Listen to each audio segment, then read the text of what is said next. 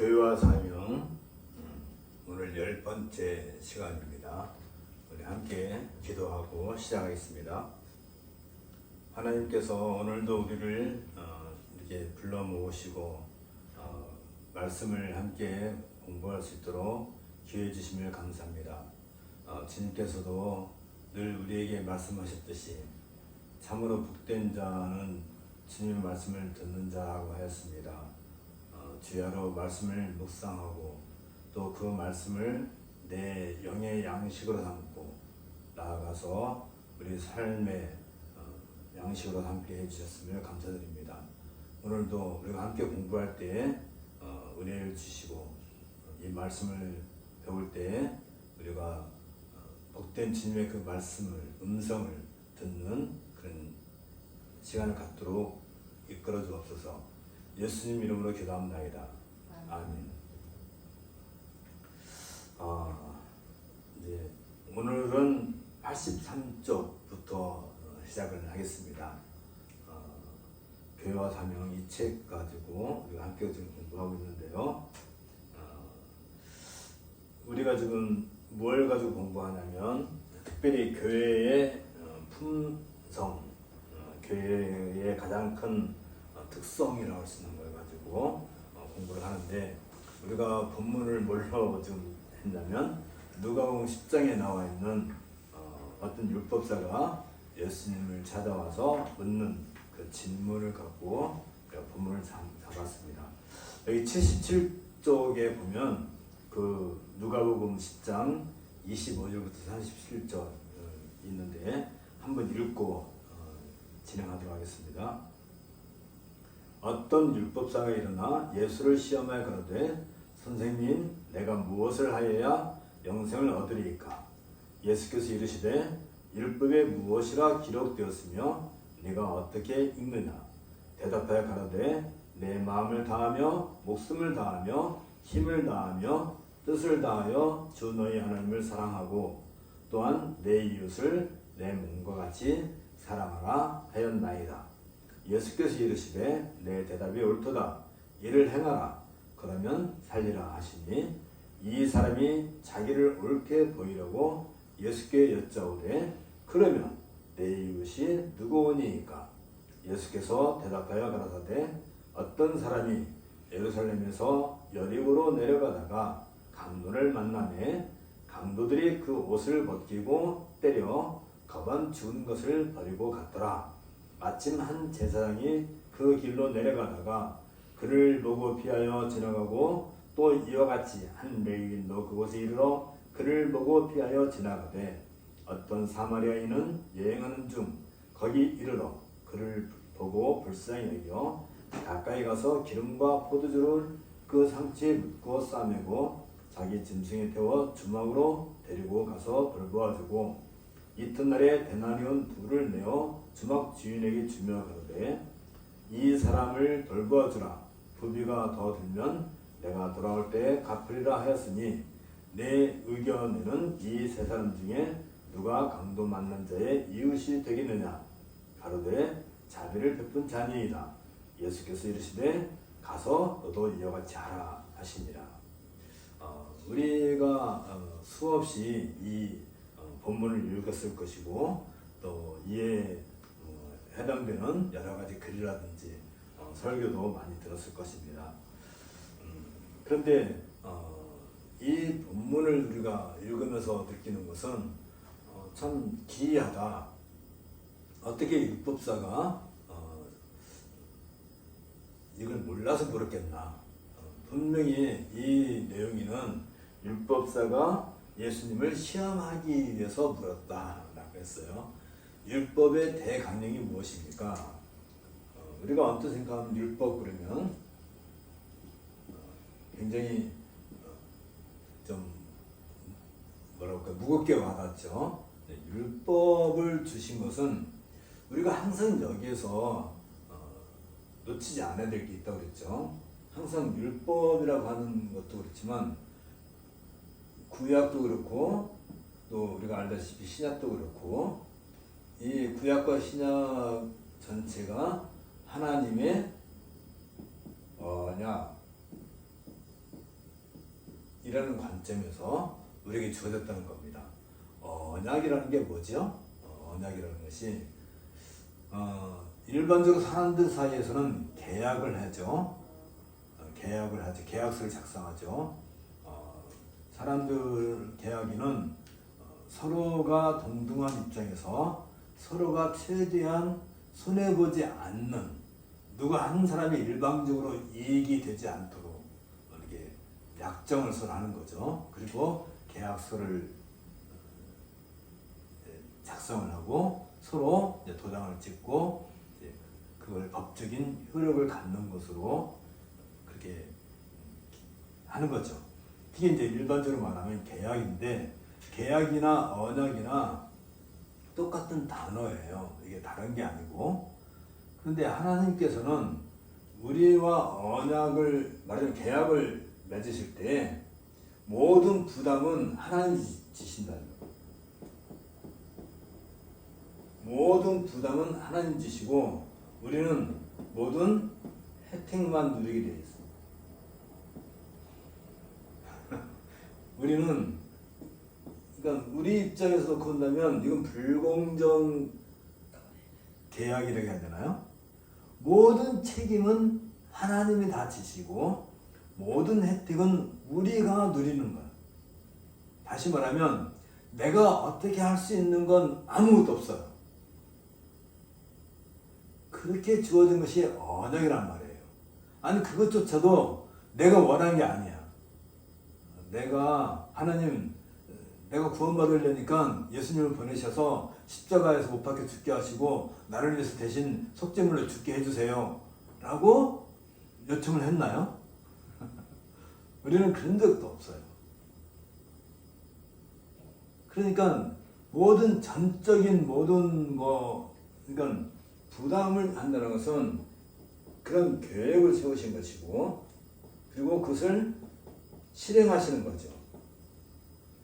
계획한 것을 실행하시려고 하는 데는 여기에 뭐가 들어가요? 어떤 계획을 실행하려고 하면 거기는 에너지가 있어야 되고 어떤 지혜가 있어야 되고 또 그것을 행할 능력이 있어야 되죠.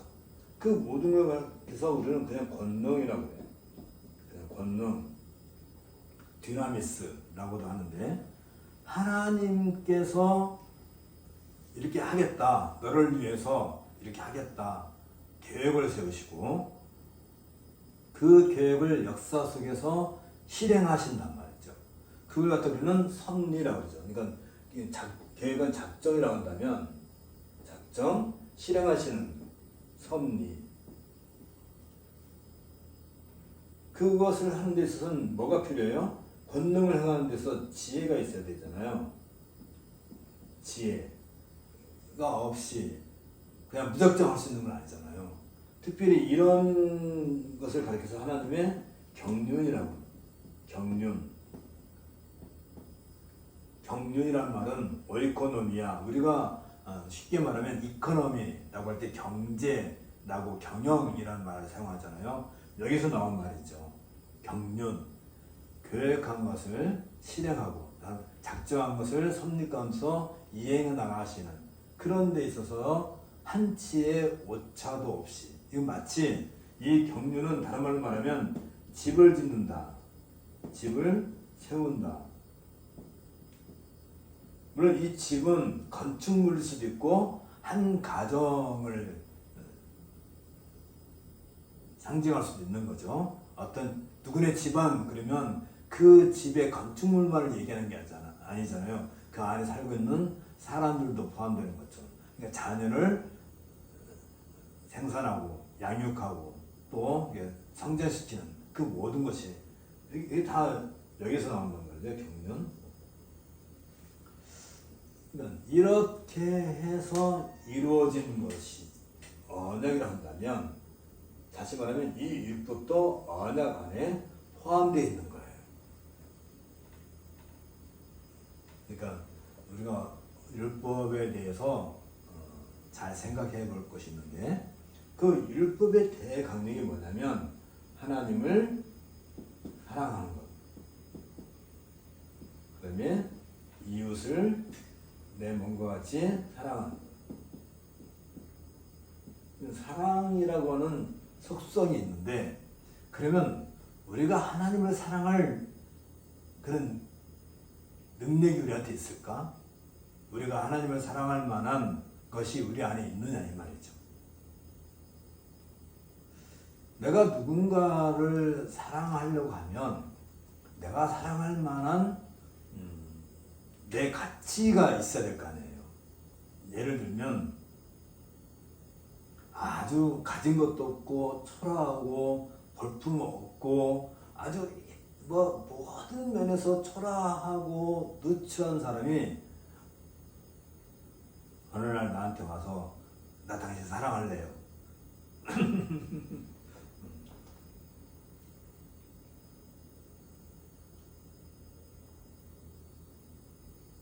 아마 그런 일이 있다면 되게 어색하겠죠. 참 난처할 거예요. 저 사람이 나를 사랑한다는데 내가 이거 어떻게 해야 되지? 왜냐면 사랑을 한다는 것은 먼저 사랑을 행할 수 있는 사람의 어떤 자격, 가치 이런 것도 있어야 될 것이고, 상대적으로 내가 저 사람을 사랑하려고 하면 그 사랑하는 사람에 대한 어느 정도 이해, 또 어떤 서로 알고 이런 것들이 필요하잖아요. 전제가 그냥 무턱대고 할 수 있는 건 아니잖아요. 반대로 내가 아주 누추한 사람이에요. 가진 것도 없고 배운 것도 없고 말도 어눌하고 거기다가 눈은 한쪽은 없고 또 팔도 한쪽이 붉고 다리도 한쪽 절뚝거리고, 나는 아주 그런 사람인데 아주 예쁜 어떤 아가씨를 보고 달려가가지고 나 당신 사랑할래요 한다면, 그러니까 서로 이렇게 입장을 바꿔서 생각한다면 어떻겠냐 이 말이죠. 그렇다 한다면 우리가 하나님을 사랑하려고 할 때 사랑할 만한 것이 나에게 있을까라고 생각해 봐야 될 것이고, 그런데 이 사랑이라는 것이 어떻게 주냐면 이 언약의 정신에 의해서 하나님이 먼저 우리를 사랑하시는 거예요. 내가 사랑을 알기도 전에, 내가 하나님을 알기도 전에 하나님이 우리를 먼저 사랑하시는 거예요. 그걸 아는 거지. 그걸 알았기 때문에 나는 눈도 한쪽이 안 보이고 온몸이 다 붉고 또 별로 가진 것도 없고 형편없는 사람인데도 불구하고 그분이 나를 먼저 사랑하셨고, 그걸 깨닫게 하고 알게 하고 그 사랑의 증표로서 아드님을 보내셔가지고 십자가에서 죽게 하고. 자, 이런 얘기를 들으면 우리는 어떤 생각을 하나요? 정말일까? 정말 그랬을까? 하나님이 뭐가 아쉬워서, 뭐가 부족한 게 있어서 나 같은 사람을 사랑하시는가? 그렇게 생각하는 게 순서 아닌가요? 하나님 나를 사랑하신다 그러면 그래, 나는 마땅히 사랑받을 자격이 있어.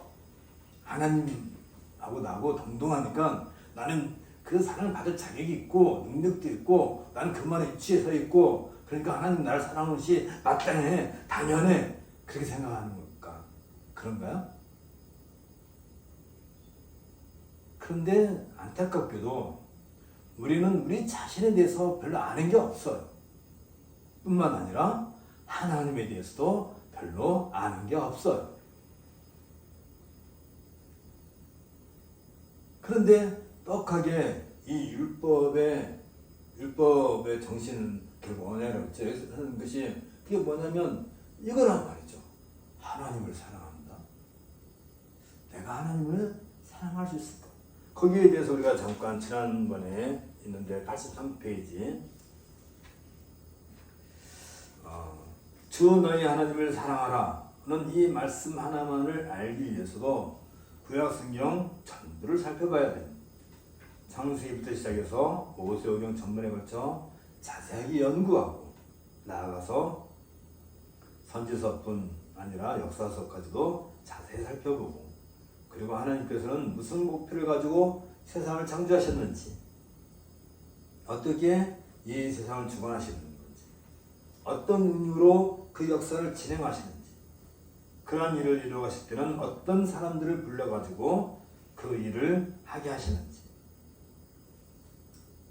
그러니까 하나님에 대해서 알려고 우리가 노력하는 그 모든 것이 하나님을 사랑하는 것이에요.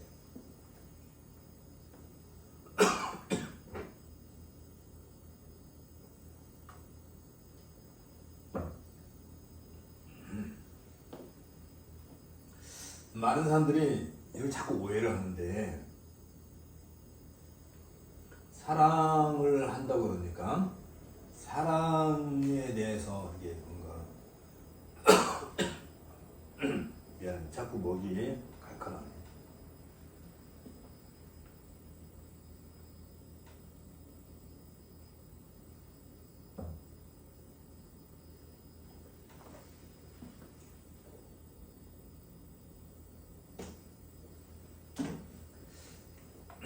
우리는 사랑의 개념 속에 무엇이 들어있냐면 기브 앤 테이크라고 하는 게 있어요. 우리가 일상적으로 그런 게 몸에 배다 보니까 우리의 입장에서 생각할 때 자꾸 그런 걸로 생각을 해요.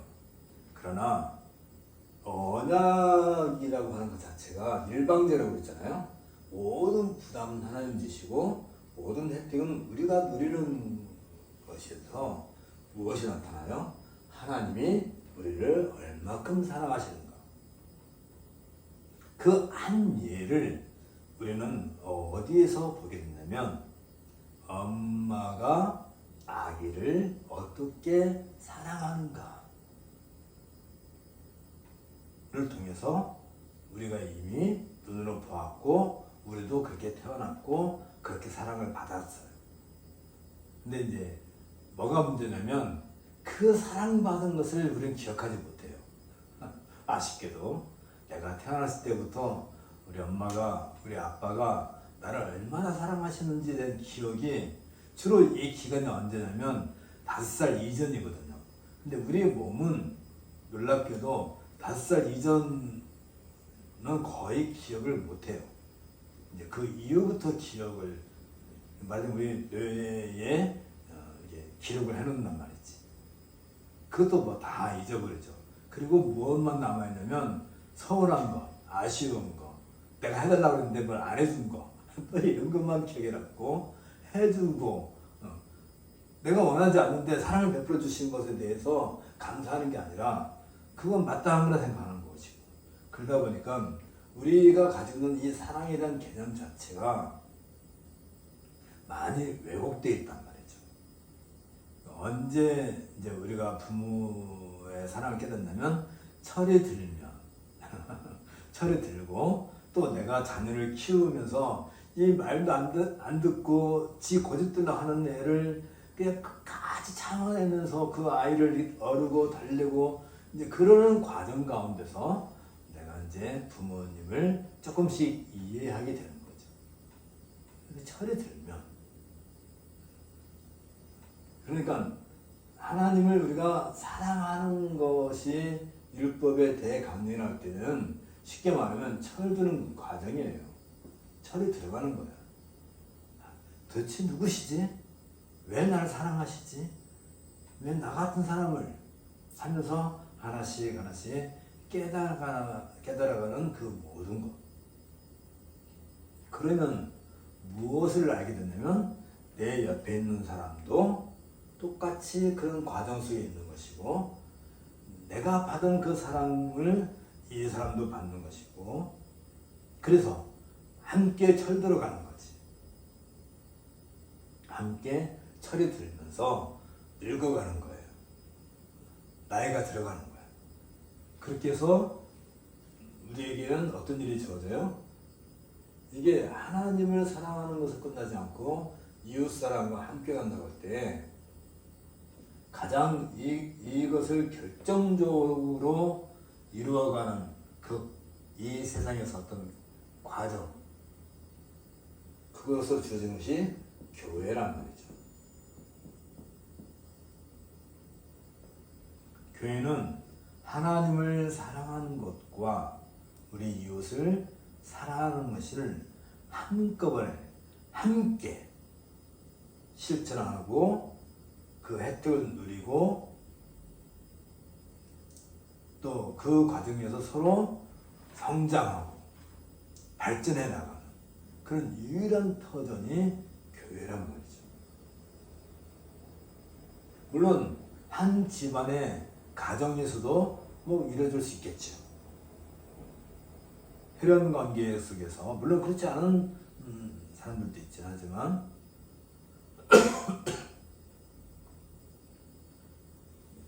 교회는 원래 그런 의미에서 우리에게 우리의 삶을 보장해주는, 인정하게 해주는 그런 기구를 주어지는 거란 말이죠.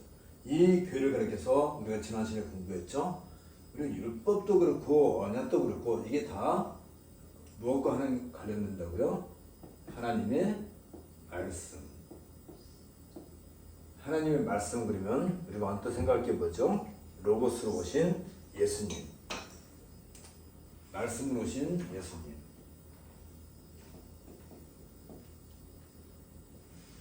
결국은 같은 거죠. 그렇다면 이 모든 일이 이루어지는 데 있어서 예수 그리스도를 통해서 유일하게 예수 그리스도를 통해서만 이 모든 일이 이루어지게 되는 것이고, 그래서 이 교회를 가르쳐서 뭐라 한다고요? 예수 그리스도의 몸이다. 예수 그리스도의 몸이다. 그랬을 때 우리는 이 예수 그리스도를 우리의 교회의 머리다 라고 이렇게 하는 거란 말이죠. 그러니까 다시 83페이지 그 가운데 도나 내 이웃을 내 몸같이 사랑하라는 말씀도 내 이웃이 누군가, 내 몸같이 사랑하는 것이 무슨 뜻인가, 진실된 사랑이라는 것은 무엇인가, 이런 것들을 다 생각한다면 왜 이웃을 주었을까? 왜? 되게 이상하죠, 그렇죠? 아니 하나님 나를 사랑하시면 내가 하나님 사랑하면 됐지, 왜 또 거기에 이웃을 구태여 꼭 혹을 달게 하실까? 혹 없이 그냥 하나님으로 나오고 행복하게 살면 얼마나 좋겠어요, 그렇죠? 다른 사람 죽을 것도 없고 다른 사람한테 뭐 신경 쓸 것도 없고. 우리가 알다시피 십자가 사건을 앞두고 예수님께서 변화산에 올라가셨을 때 제자들 셋을 동반해서 변화산에 올라가셨잖아요.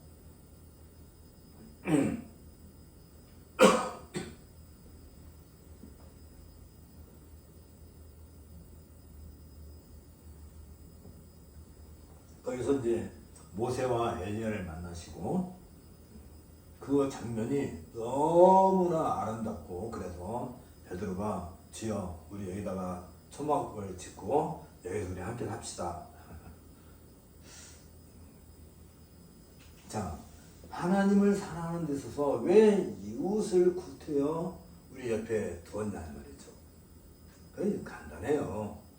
뭐냐면 에덴 동산을 생각하면 당연한 거죠. 아담 혼자만 존재했던 것이 아니라 아담에게는 배필로 주어진 하와가 함께 존재한 것이고, 그리고 아담과 하와만으로 에덴 동산을 다스릴 수가 없으니까 그 자녀들을 주시게끔 하기 위한 거잖아요. 주시려고 한 거잖아요. 그런데 아담과 하와가 그게 싫다 해가지고 내가 먼저 하나님 되겠다, 스스로 하나님같이 되겠다고 해서 선악을 알게 하는 나무 열매를 먹지 말라 했는데 기어이 따먹은 거잖아요. 하와가 먼저 따먹고 그 다음에 아담에게 줘서 먹으라 라고 했을 때 아담은 안 먹을 수도 있는데 먹었어요. 먹었다는 것은 뭘 말하는 거냐면 적극적으로 그 일에 가담했다는 거지. 적극적으로 하나님을 반역했다는 거지. 억지로 한 게 아니에요. 그러면 이웃이라고 하는 이 존재는 때로는 나를 죄악에 빠뜨리게 할 수도 있고, 때로는 우리 모두를 더 건전한 자리에 이르게 할 수도 있을 거란 말이죠. 왜 이게 중요하냐면, 이웃을 우리에게 주셨을 때 이웃 사랑이라는 것은 다시 말하면 함께 그리스도의 몸된 교회를 이룸으로써 이웃 사랑이 시작이 되는 거란 말이죠. 그랬을 때 자칫하면 이 이웃에 의해서 서로가 서로에게 상처도 줄 수 있고, 물론 이웃도 줄 수 있겠지.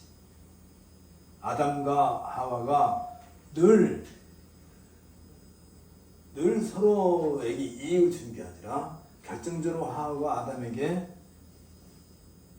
악을 심어준 것처럼, 그렇게 한다면 이걸 우리는 어떤 위치에서 보게 되냐면, 내가 바로 그 이웃에 향하여서 악을 심어주는 주체가 될 수 있다는 점을 염두에 두어야 하는 거예요.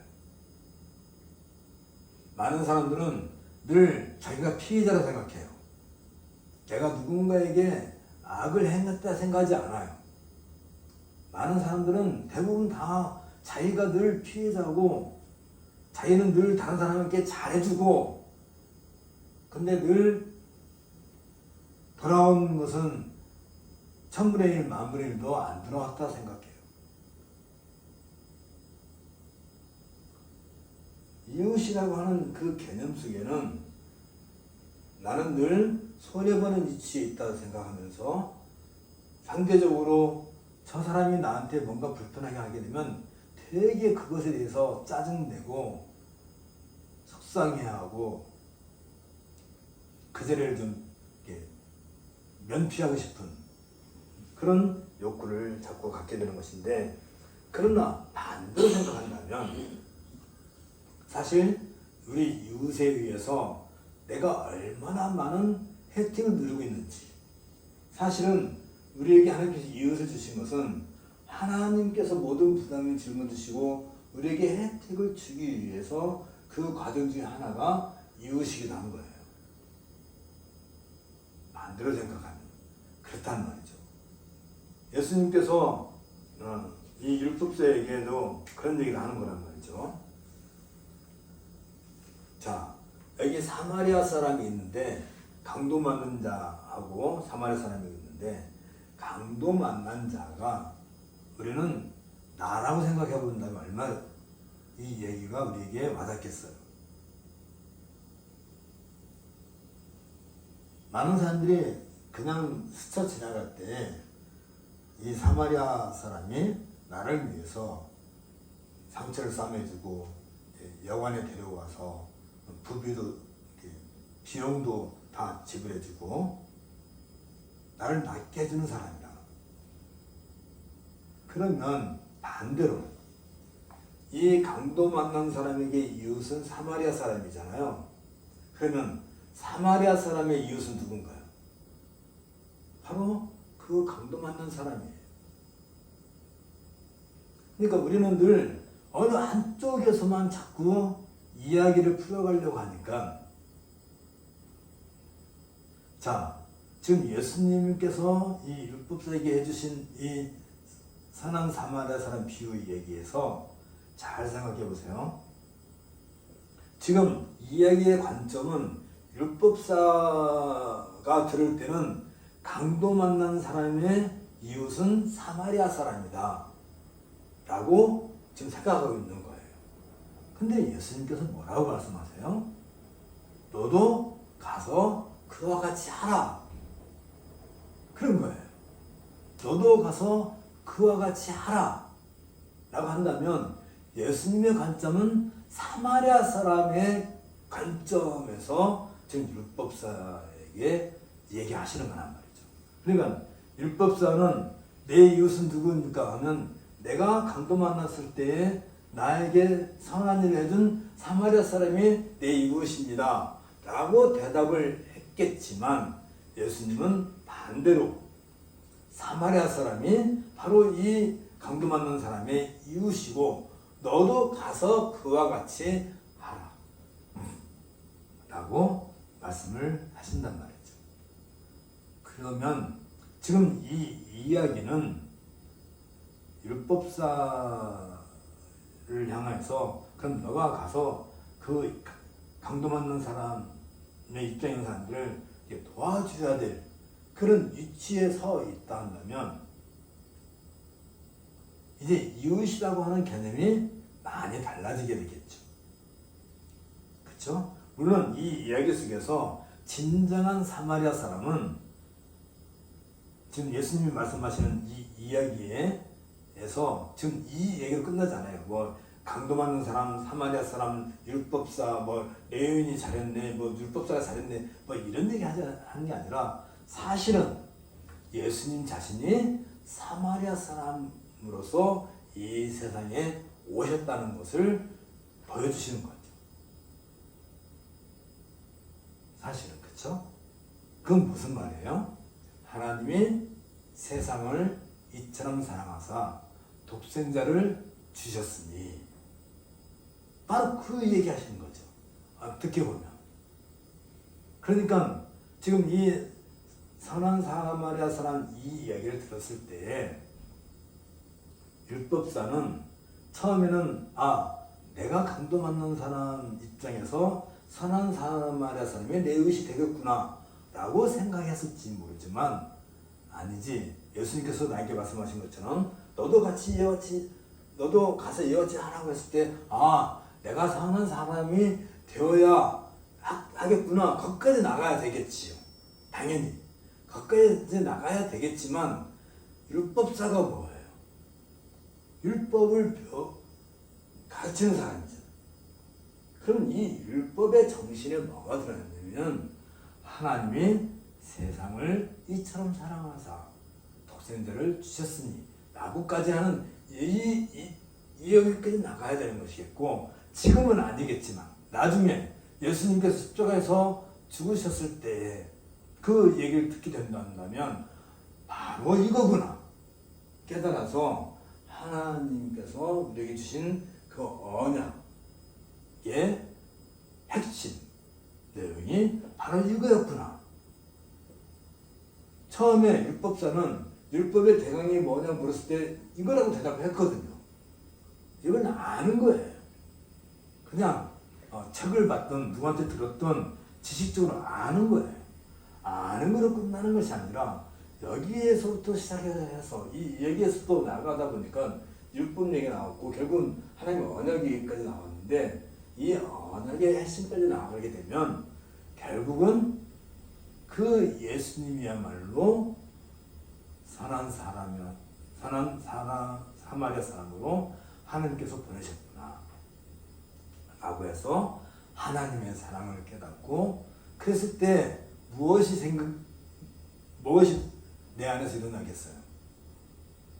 하나님에 대한 고백, 하나님을 사랑하겠다는 그 고백이 나오게 되는 거란 말이지. 그래서 85쪽으로 갑시다.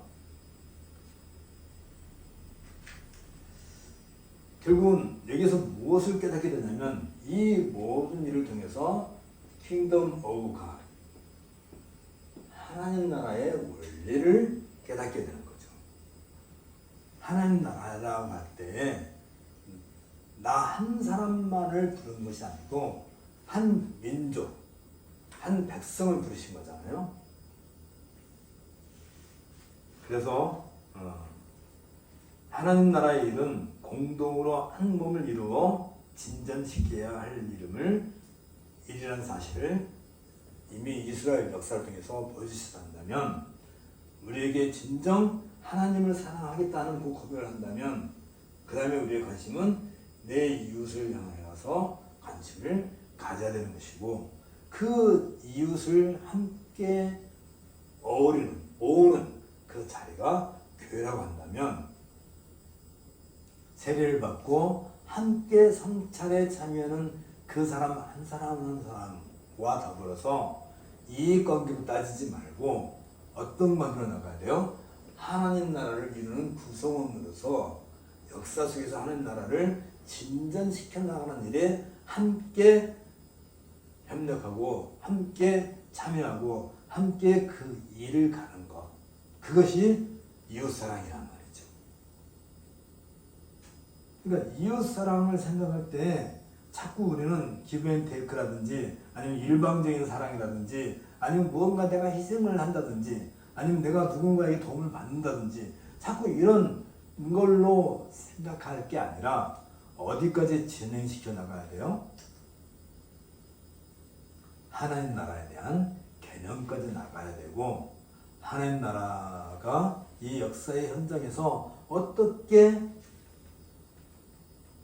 진행해 나갈 것인가, 우리가 힘을 합해서 우리가 지혜를 모아서 한마디로 보면 교회로 모였다 한다면, 물론 교회, 그리스도의 몸된 교회의 첫 번째 이 교회로 하나님께서 우리를 부르신 것은 하나님을 기뻐하고 즐거워하고 하나님을 영화롭게 하기 위해서 우리를 부르셨단다면, 그 일에 우리가 함께 참여하는 그 자체가 이웃 사랑이 되는 거예요.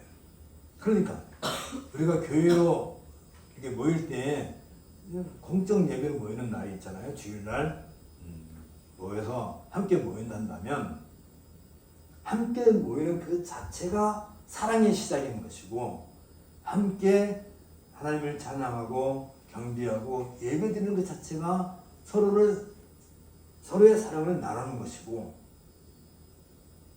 그랬을 때 그 이웃사랑이 곧 하나님을 사랑하는 것으로 이루어지게 되는 거란 말이죠. 그러니까 여기 85페이지 제일 마지막에 있는 것처럼 교회에 완성된 것은 무엇으로 나타나느냐 하면은 사랑으로서 그 교회가 완성된 모습으로 나타나는 거예요. 자, 그 얘기를 지금까지 쭉 해왔고,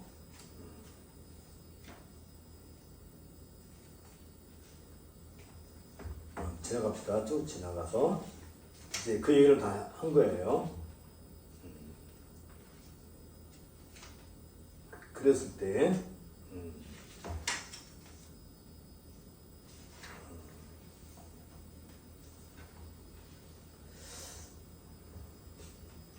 네, 93페이지로 넘어갑시다. 93페이지. 여기에서 우리가 또 하나 얘기가 될 것이 이제 부자 청년 얘기가 나오죠.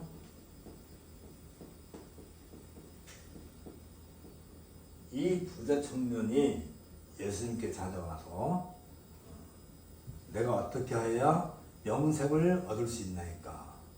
라고 물었어요. 아까 율법자는 율법의 대강령이 무엇입니까? 라고 그거에 대해서 얘기를 한다면, 부자 청년은 어떻게 하면 내가 영생을 얻을 수 있습니까? 영생을 얻는 것이 도대체 뭡니까? 우리는 또 교회를 다니면 천국 간다 라고 생각해서 교회는 곧 천국 가는 티켓으로 생각하는 경우가 많죠. 이것과 연관돼서 얘기하는 거예요. 부자 청년이 예수님께 나와서 영생을 얻는 것에 대해서 본인이 되게 심각하게 고민을 많이 했겠죠. 예수님께서 뭐라고 말씀하세요? 가서 율법을 행하라. 율법을 행하라. 율법은 도대체 뭐라고 하느냐? 그러니까 뭐 율법의 강령을 얘기했겠죠. 결국은 뭐냐면 하나님을 사랑하고 이웃 사랑을 행하라는 거예요. 부자 청년에게. 그러면서 선한 사마리아 사람이 얘기하는 것처럼 너가 부자니까 또 재산을 다 팔아서 가난한 자들에게 나눠주고 너는 나를 따르라. 예수님께서 나를 따르라 하셨을 때는 따를 만한 위치에 있고 그만한 권능이 있으신 분이니까 그 약속을 하신 거잖아요. 그건 약속이에요. 약속. 나를 따르라. 그건 무엇에 대한 얘기예요 지금? 부자 청년은 영생에 대한 얘기란 말이죠. 근데 영생에 대한 얘기가 율법을 행하는 가운데서 자기의 모든 것을 팔아서 예수님을 따르는 거. 결국은 영생은 예수님을 따르는 거예요. 그렇죠? 예수님을 따르는 거. 그때는 아직 교회가 없을 때란 말이지. 요즘 같으면 교회로 오세요 라고 했겠지만 그때는 아직 교회가 아직 시작되지 않았을 때니까 영생 곧 나를 따르라. 나가 누구예요? 요즘 말하면 예수 그리스도의 몸으로서의 교회를 따르는 건데 나를 따른다는 것이 도대체 무엇인가? 결국은 예수 그리스도가 누구예요? 말씀이시고 로고스이시고 그게 곧 진리고 길이고 진리고 영생이고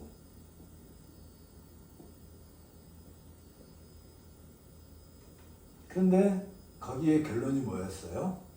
이 부자가 그 얘기를 듣고 심히 근심을 하다가 그냥 떠나갔어요.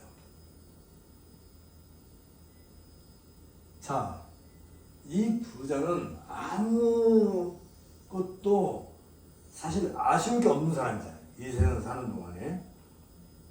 그런데 자기에게 유일하게 한 가지 가장 그 고민이 있었단 말이지. 다른 것은 고민이 아닌데 이것이 고민이야. 뭐야? 어떻게 하면 영생을 얻을까? 그게 너무나 고민이 돼서 예수님을 찾아간 거잖아요. 그러면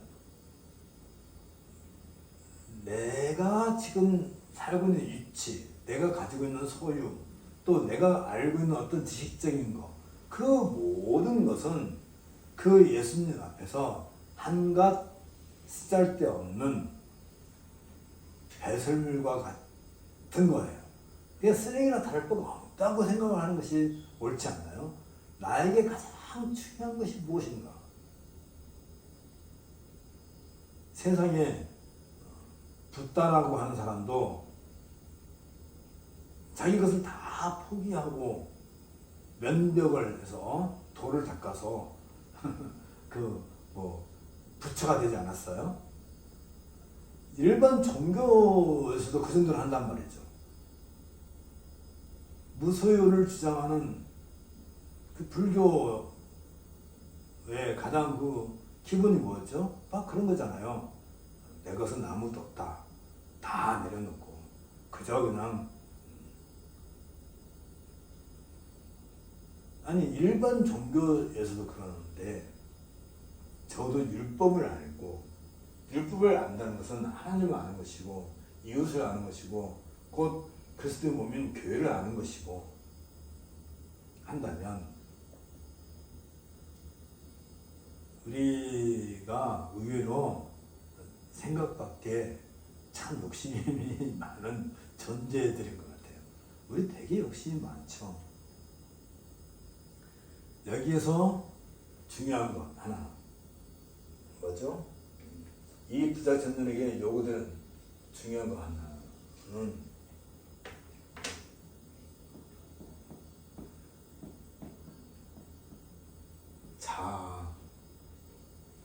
내 자신이 무엇인가 하는 것에 대해서 철저하게 포기하는 거예요. 이 부자 청년이 지금 내가 가지고 있는 재산, 그 소유, 그 다음에 영생, 둘 중에 하나를 선택을 해야 되는데 내가 지금 이 영생을 얻기 위해서 내가 가지고 있는 소유를 다 포기하게끔 하는 거잖아요. 소유를 포기한다는 것은 결국은 자기 자아를 에고, 자기 자아를 포기하는 거란 말이에요. 나를 철저하게 포기하는 거. 그게 뭐예요? 우리가 세례를 받는 것에서 이미 그 과정을 우리는 거친 사람들이에요. 세례에서 나는 그리스도와 함께 죽었고 그리스도와 함께 살리심을 받았을 때 옛사람은 죽고 새 사람으로 태어났다 한다면 우리는 더 이상 옛사람으로 살지 않고 그 옛사람은 모든 것이 내 중심이고 내 욕구에 의해서 나의 어떤 욕심으로 똘똘 뭉쳐진 사람이란다면 새 사람은 철저하게 나를 부인하고 내 자신을 부인하고 철저하게 나를 그리스도의 몸으로서 헌신하는 거죠. 헌신. 자, 그렇게 해서 그러려면 95페이지로 넘어갑시다. 자기의 소유를 판다는 것은 더 이상 자신의 생명을 자기 스스로 유지해 나갈 만한 수단을 포기하는 것과 같다. 라고 한다면 그건 뭐냐면 이제 이 청년에게 있어서는 나를 유지시켜 나가기 위한 모든 수단과 방법을 포기하고 전적으로 누구를 의지해야 돼요? 그리스도를 의지한. 다시 말하면 전적으로 이 모든 약속을 해주시는 하나님을 의지하는 것. 그것으로 나가야 한다면, 자, 그렇다면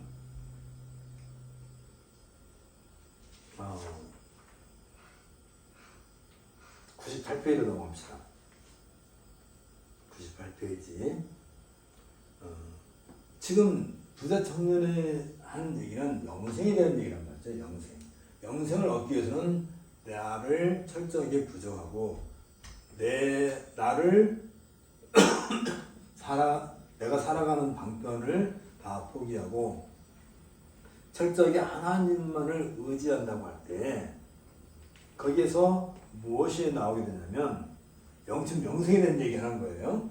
98페이지에 예수님을 따르라 한다고 하는 것이 구원의 깨우침을 한다는 것은 예수님을 따른다는 것에서부터 시작하고 이제 배우고 알아가게 되는 것이고 그 결과 자기가 구원의 길, 즉 그리스도의 대속의 죽음과 부활 사건을 통해서 완성된 구속사역의 혈압 안에 우리가 서 있음을 깨닫는 거지. 그래서 옛사람을 죽고 새 사람으로 우리가 살았다고 한다는 여기까지 우리가 발전을 해야 되는 거지. 그랬을 때 비로소 우리에게 무엇이 발동이 되냐면 어떤 에너지가 나오게 되냐면 사랑이라고. 비로소 그때 사랑을 구현할 수 있는 거예요. 많은 사람들이 이것을 염두에 두지 않고 사랑을 하려고 하다 보니까 그 사랑이 어떤 사랑하냐면 내 욕심을 채우기 위한 수단으로 이 사랑을 변질시킨단 말이죠. 그러나 사랑은 철저하게 내 자신을 낮추는 거예요. 그 대표적인 예를 보이신 분이 예수 그리스도님이죠. 예수 그리스도 빌립보서 2장에 나와 있는 얘기란 말이죠. 2장. 하나님과 동등됨이시지만 그 동등됨을 취하려고 하지 않고 하나님께서 철저히 순종해서 인간의 몸을 입으심으로써 하나님의 말씀을 순종하고 우리 인류, 죄악에 빠져있는 우리를 위해서 죽기까지, 죽음에 이르기까지 하나님의 사랑을 우리에게 증거해 주신 분이죠.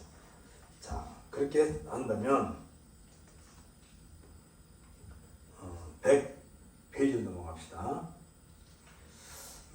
예수님께서 마태복음 10장 가운데에요. 37절 39절에서 아비나 어미를 나보다 더 사랑하는 자는 나에게 합당치 않고 아들이나 딸을 나보다 더 사랑하는 자도 합당치 않고 또 자기 십자가를 지고 나를 쫓지 않는 자도 내게 합당치 아니하니라. 자기의 목숨을 얻는 자는 잃을 것이요 나를 위하여 목숨을 잃는 자는 얻으리라 라고 했을 때 나보다 더 사랑한다 라고 하는 이 말에 대해서 우리가 오해하면 안 될 거예요.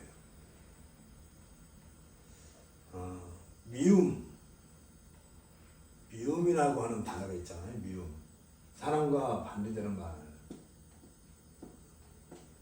미움. 미워한다는 말은 어떤 의미냐면 덜 사랑한다는 것을 말하는 거예요. 미움이라는 하는 단어의 원래 의미가 뭐냐면 누구보다 나를 덜 사랑하는 것을 나를 미워한다 하는 거예요. 그러니까 내가 A와 B를 두고 A를 더 사랑하고 B를 덜 사랑하면 B를 미워하는 것이 되는 거야.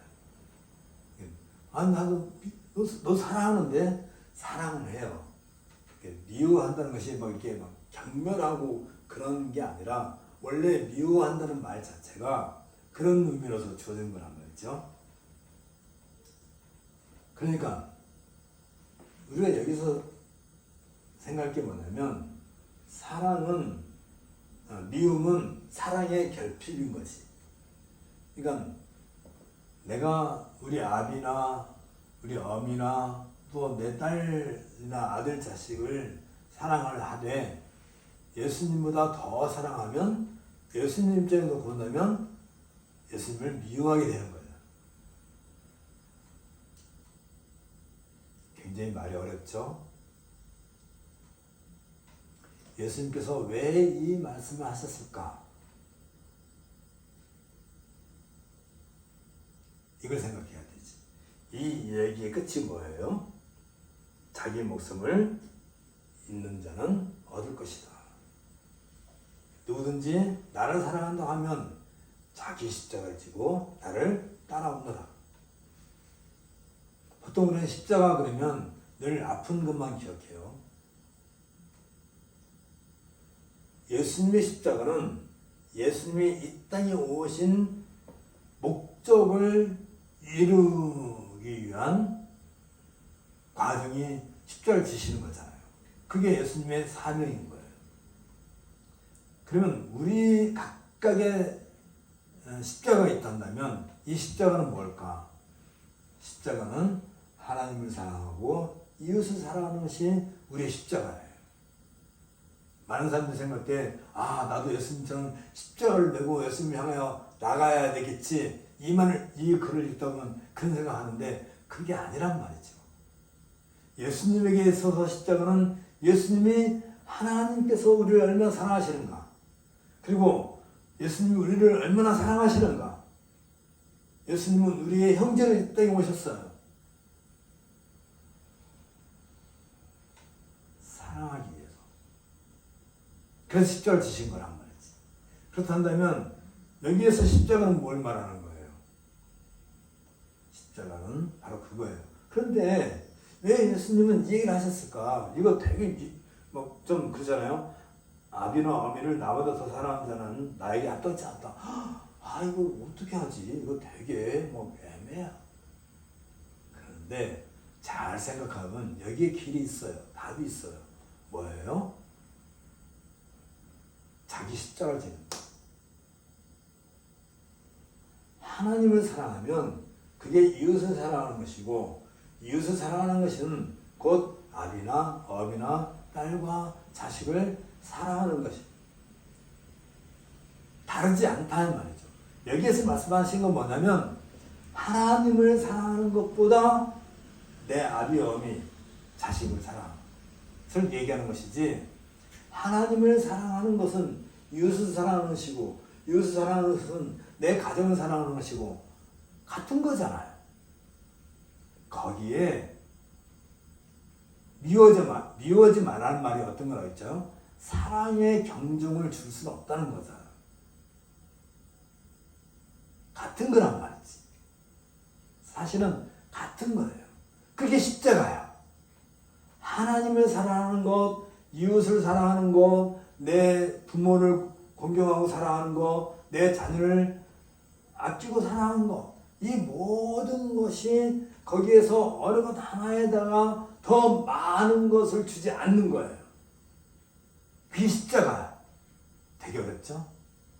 쉬워요?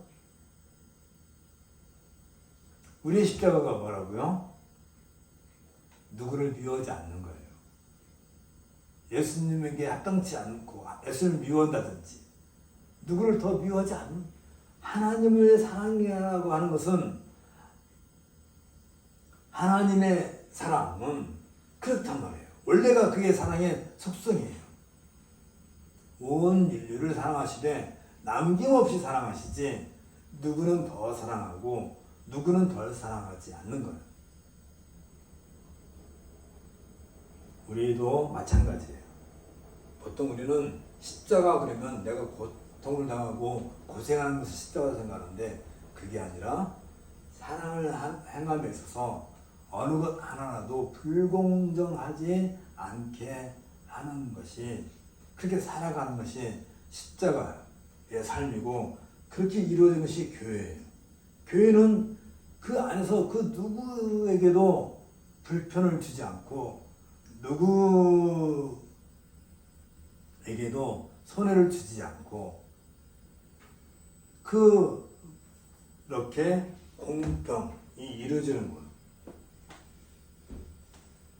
지금 얘는 공평과 관련된 얘기라는 거예요. 공평.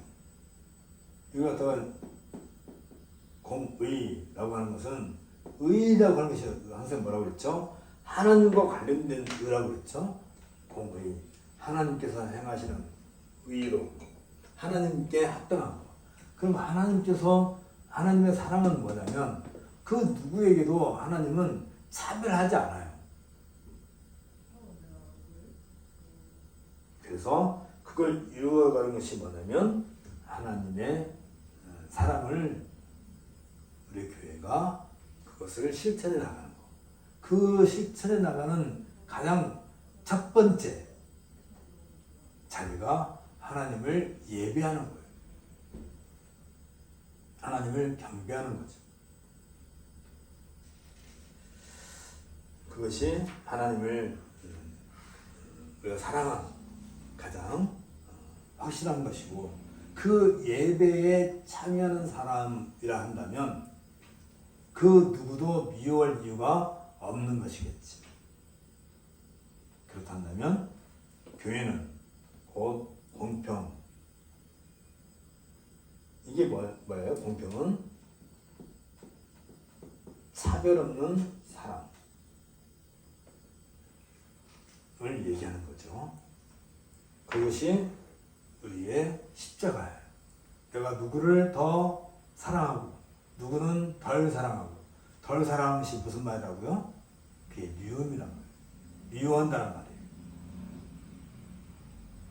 교회는 그런 것이 없는데 오늘 우리가 십자가에 대한 얘기를 또 했었는데 많은 사람들이 십자가를 오해하기 쉽단 말이죠.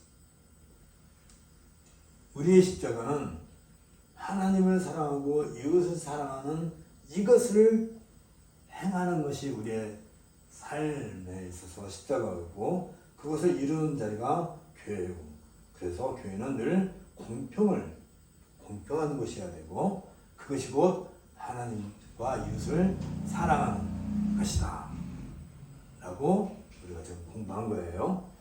진짜 사랑을 한다는 거.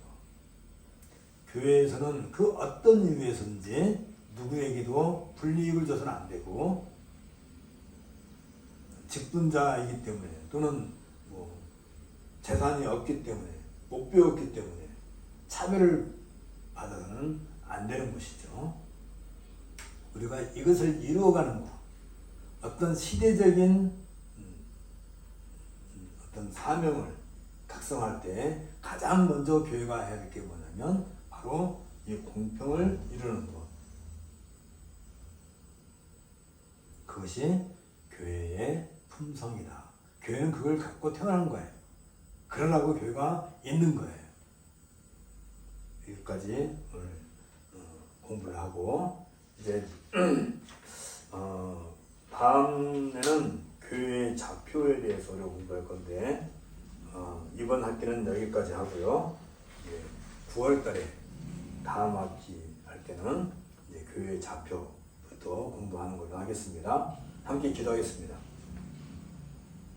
하나님께서 오늘 우리들에게 주신 이 말씀을 잘 가슴에 새기고 그럼으로써 우리가 하나님 앞에서 바른 신관을 가지고 그리스도의 몸된 교회에 속한 성도로서 우리의 삶을 살아갈 수 있는 그런 은혜를 베풀어 주시기를 간절히 바랍니다. 우리는 힘이 연약하고 부족합니다. 우리에게 주어진 십자가는 다른 것이 아니라 하나님과 이웃을 바르게 사랑하는 것이고 그것을 우리의 삶으로서 다시 말하면 우리가 하나님께 드리는 그 예배 과정 속에서 온전하게 드러내는 것이라고 배웠습니다. 이 말씀 안에서 우리가 진정으로 교회의 품성을 듣고 배우고 익혀서 그리스도의 몸된 교회를 더욱 아름답게 세워가게 하옵소서. 예수님 이름으로 기도합니다. 아멘. 수고하셨습니다. 이제 다음 학기에 함께 공부하겠습니다.